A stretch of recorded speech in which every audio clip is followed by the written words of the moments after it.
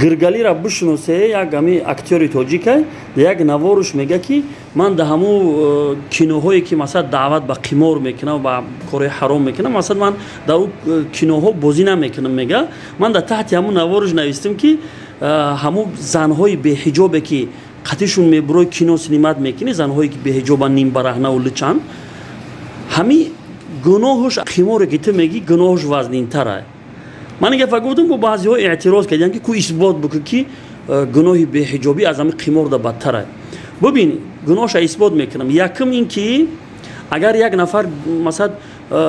قمار بازی بکنه فقط دو نفر گناهگار میشه و همون شخصی قمار باز قطعی همون رقیبش خب دو نفر چی میکنن ضرر اینها با دیگران رو گناهگار نمیکنن دیگران به سبب قماربازی اینا گناهگار نمیشوند خب اما یک زنی به حجاب وقتی که میبرویا به نمایش میبرویا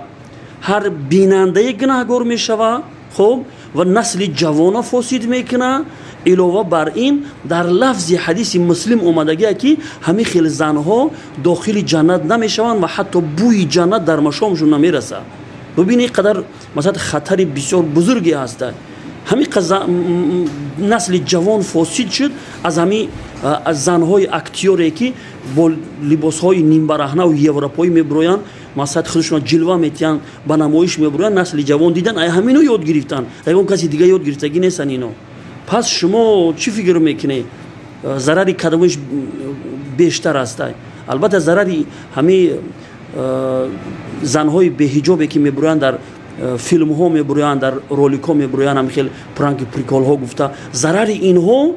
خیلی بیشتر است گناهش بسیار وزنین تر است